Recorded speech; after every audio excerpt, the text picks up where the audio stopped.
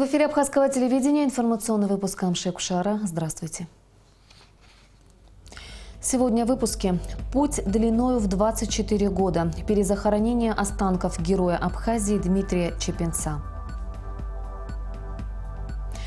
Российская техника абхазским фермерам. В Сухуме состоялась бизнес-миссия российских заводов-производителей.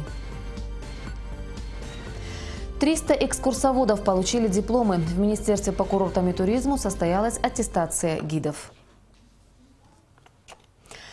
Путь длиною в 24 года. Сегодня в парке боевой славы состоялась церемония перезахоронения останков героя Абхазии, добровольца Дмитрия Чепенца, который числился в списке пропавших без вести в Отечественной войне народа Абхазии. До церемонии перезахоронения семью героя Абхазии принял президент Рауль Хаджимба. В соответствии с договоренностями между правительством Абхазии и Международным комитетом Красного Креста с июля 2013 года начат поиск мест захоронений и идентификация останков пропавших без вести в период Отечественной войны народа Абхазии. И вот идентифицированы еще одни останки из этого списка. Чтобы найти место захоронения Дмитрия Чепенца, проделана огромная работа. Комиссии по пропавшим без вести при Кабинете министров Абхазии после длительных переговоров с грузинской стороной при посредничестве МККК в 2016 году удалось организовать поиск места захоронения и эксгумацию останков Дмитрия Чепенца на территории Грузии. Сегодня семью героя Абхазии принял президент Рауль Хаджимба. На встрече также присутствовали вице-президент Виталий Габния, советник президента Владимир Зантария и замминистра иностранных дел Олег Аршба, который лично принимал участие в поисках останков Дмитрия. На встречу с президентом семья Чепенца пришла в полном составе. Вдова героя Елена, дочь и зять, внуки, сестра и племянники. Президент поблагодарил членов семьи Дмитрия Чепенца за терпение и доверие. Дмитрия я знал лично. Мы были вместе на Восточном фронте. К сожалению, так сложилась судьба Дмитрия. Защищая ребят, дав возможность отойти ребятам, он сам погиб. Мы гордимся, что у нас были и остаются друзья, которым не безразлична судьба этой маленькой страны.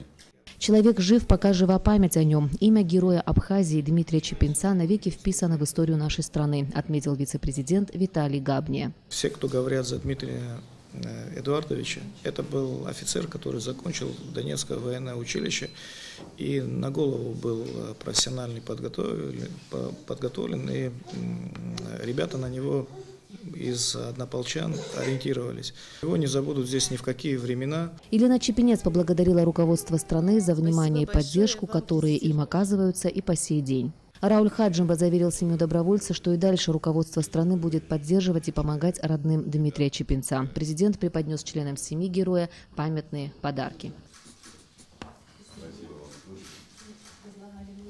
Дмитрий Чепенец, герой Абхазии, родился в Белоруссии, но сердцем и душой принадлежал нашей абхазской земле. Он приехал в Абхазию в феврале 1993 года и сразу же принял участие в мартовском наступлении.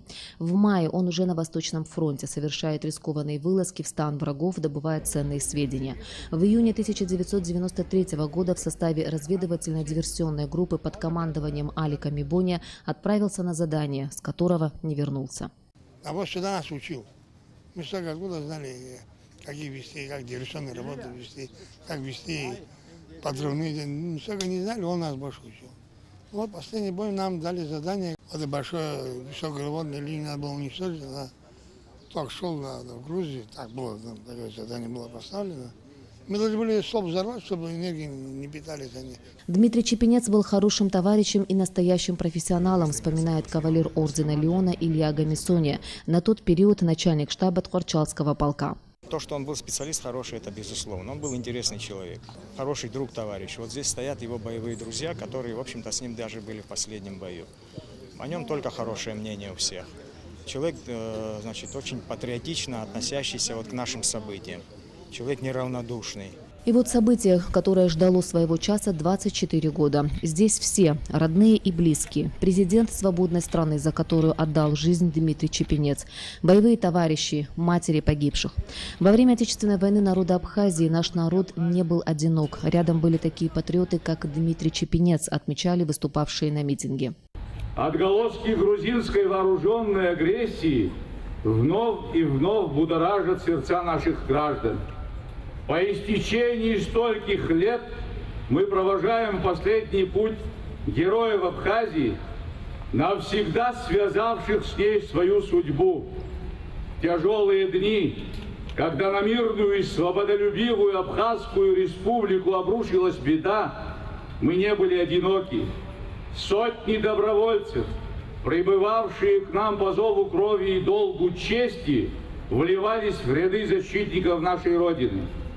Боевые товарищи Дмитрия вспоминали, что он был настоящим офицером и специалистом своего дела. Его знания и опыт имели для них большое значение. Боль утраты не имеет срока давности. Супруга Дмитрия, Елена, не может сдержать слез. Спасибо правительству, всем, кто принимал участие в поисках Димы. Мы ждали этого 24 года. Всем благодарны. Нам большая помощь поступает до сих пор от Абхазии. Слава благодарности и молитва за Абхазию будет всегда. В те недолгие месяцы, когда Дмитрий воевал на фронтах Отечественной войны народа Абхазии, он не расставался с фотографией единственной дочери, на обороте которой было написано своего рода завещание: если он погибнет, похоронить его в освобожденном Сухуми. И вот спустя 24 года завещание Дмитрия Чепинца исполнено. Покойся с миром, герой.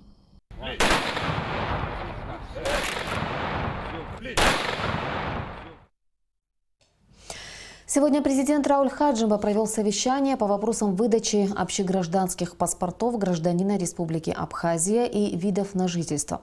Начальники паспортных столов каждого из районов республики доложили главе государства о количестве выданных и готовых к выдаче паспортов нового образца, находящихся в стадии обработки документов, а также аналогичные данные по видам на жительство. Рауль Хаджимба поручил ускорить работу по паспортизации населения и выдаче видов на жительство. Руководство Министерства внутренних дел будет регулярно докладывать президенту о ходе этой работы. Об этом сообщается на официальном сайте президента.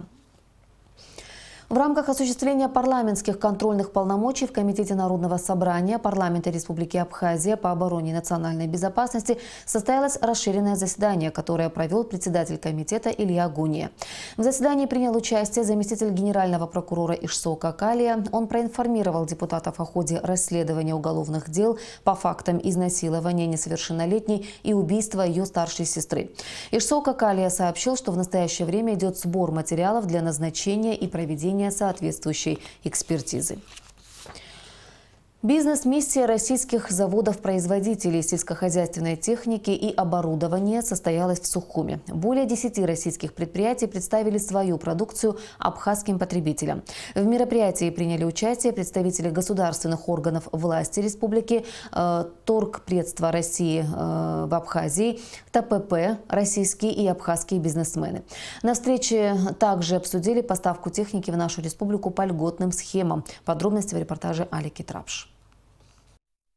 Бизнес-миссия была осуществлена в рамках договоренности между министром сельского хозяйства Абхазии Дауром Тарбо и торговым представителем России в Абхазии Владимиром Некрасовым. Организаторами данного мероприятия выступили торговое представительство России в Абхазии совместно с Ассоциацией производителей специализированной техники и оборудования Росспецмаш и при поддержке Министерства сельского хозяйства Абхазии.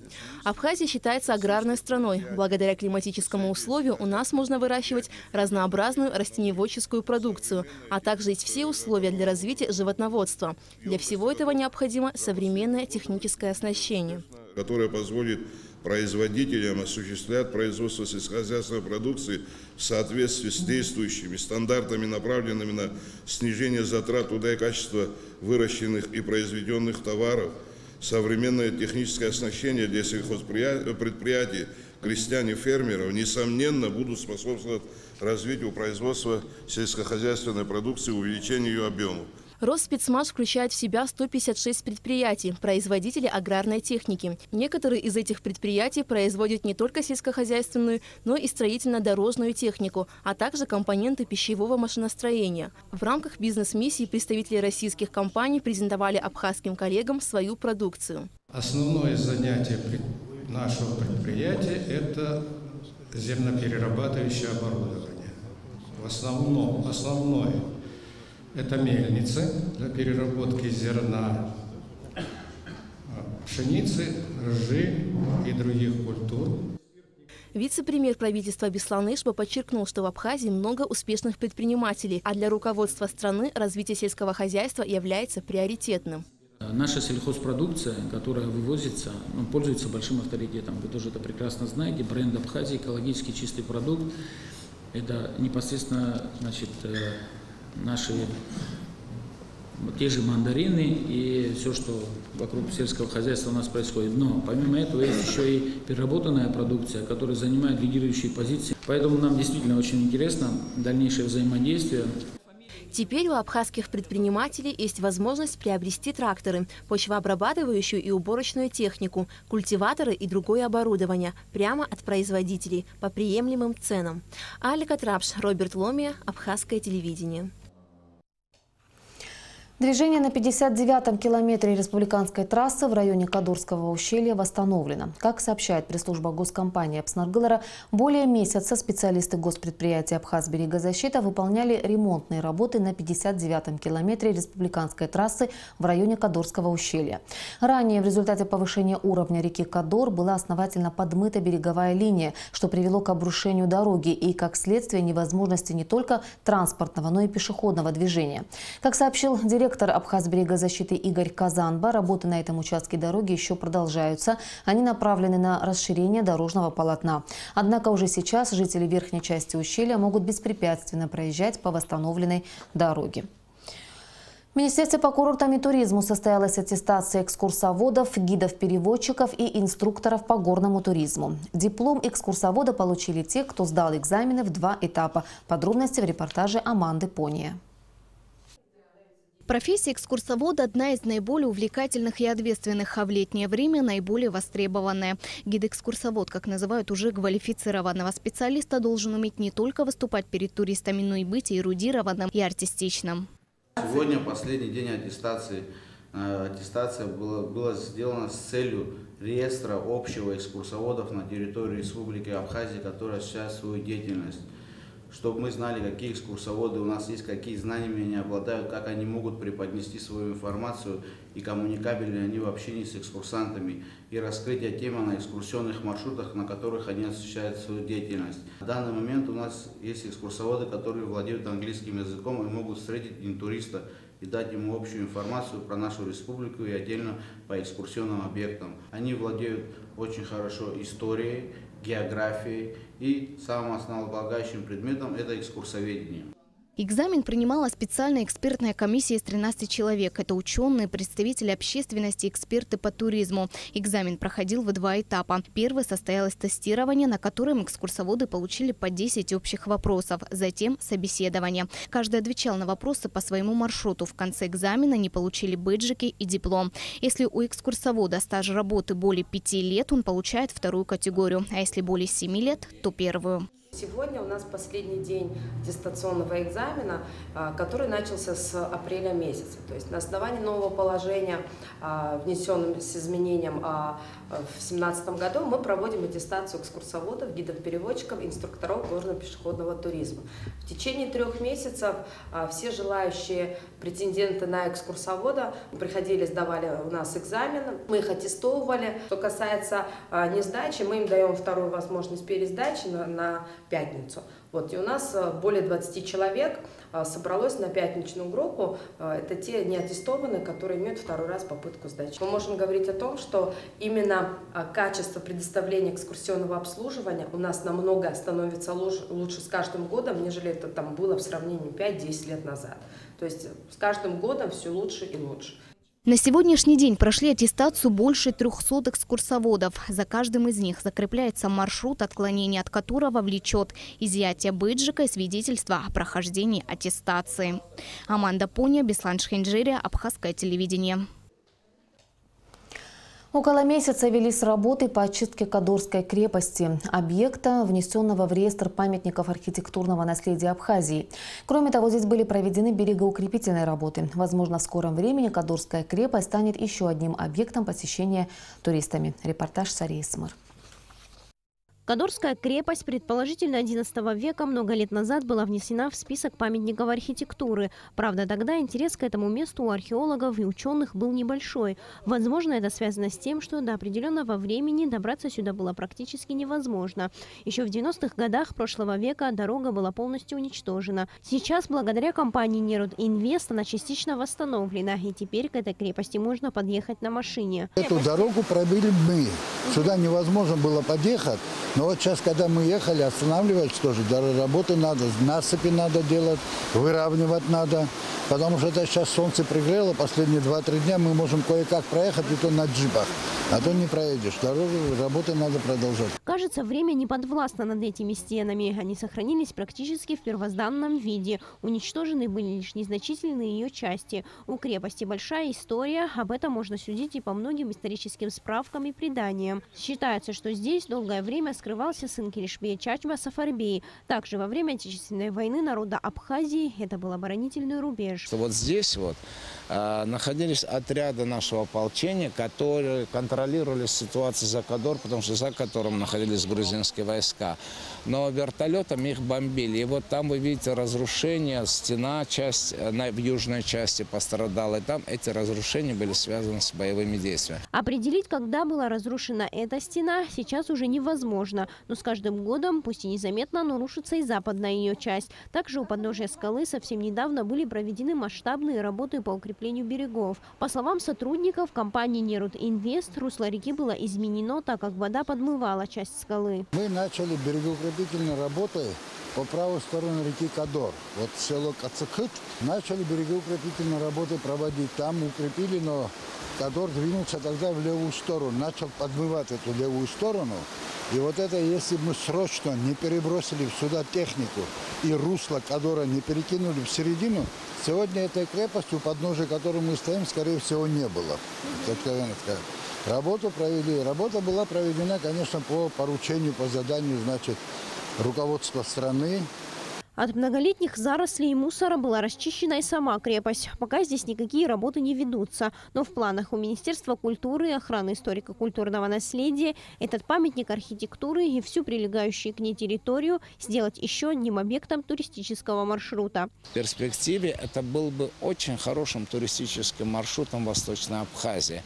Это дало бы возможность этому месту совершенно иное звучание будет. Дорога, люди, и как-то вот это сделать. Но мы будем делать. По словам замминистра культуры и охраны историко-культурного наследия Батала Кубахия, в скором времени будет создана комиссия, которая в дальнейшем будет заниматься вопросами благоустройства Кадорской крепости. Сарьес Мэр Ильдар Дамиров, Абхазское телевидение.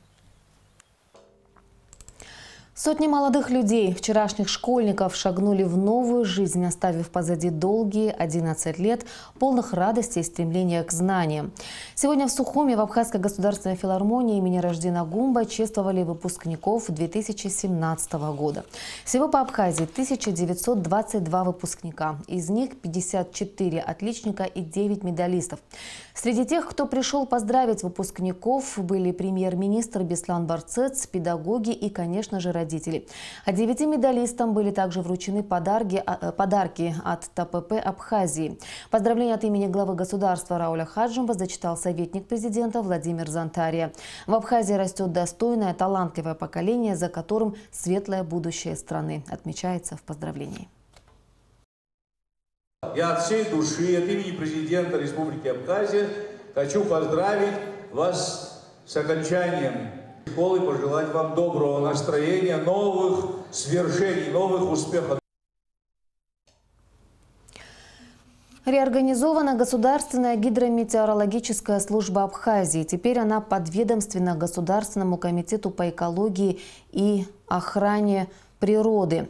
Указ об этом был подписан еще в 2011 году президентом страны, но решение по сей день не было выполнено. Извините, кадры, которые вы сейчас видите, это пожар на мусорной свалке в Гагре. Информация о пожаре на полигоне отходов поступила в редакцию абхазского телевидения днем. Наша съемочная группа посетила место и выяснила, что причиной возгорания предположительно стал поджог. Свалка горит с 4 часов утра. Открытый огонь здесь мало заметен, а вот едкий дым и запах гари разносятся на сотни метров вокруг. Реорганизована государственная гидрометеорологическая служба Абхазии. Теперь она подведомственна Государственному комитету по экологии и охране природы. Указ об этом был подписан еще в 2011 году президентом страны, но решение по сей день не было выполнено. По словам председателя Государственного комитета по экологии и охране природы Савелия Читанава, гидрометеослужба будет выполнять те же функции, что и ранее. Напомним, что гидрометеорологическая служба – единственная структура в республике, занимающаяся мониторингом состояния и развития климата и погоды. В последнее время муссируется слух о том, что в Республике Абхазия упразднена служба госгидрометеорологии. Это не соответствует действительности. Скажу почему. Во-первых, не упразднена эта служба, а реорганизована.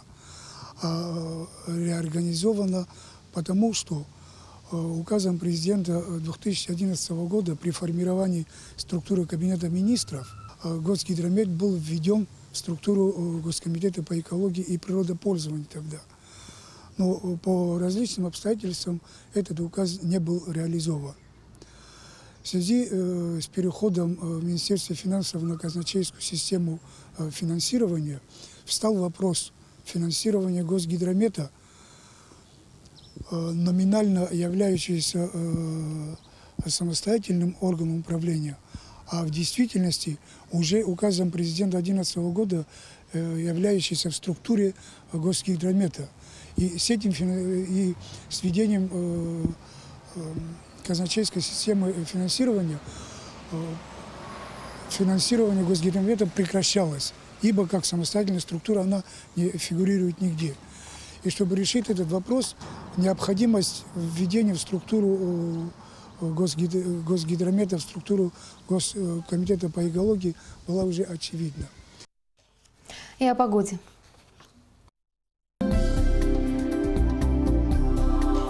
По сообщению гидрометеослужбы, завтра в Абхазии ожидается переменная облачность, днем местами дождь, температура воздуха ночью плюс 18-24, днем плюс 25-29 градусов, температура морской воды плюс 23 градуса.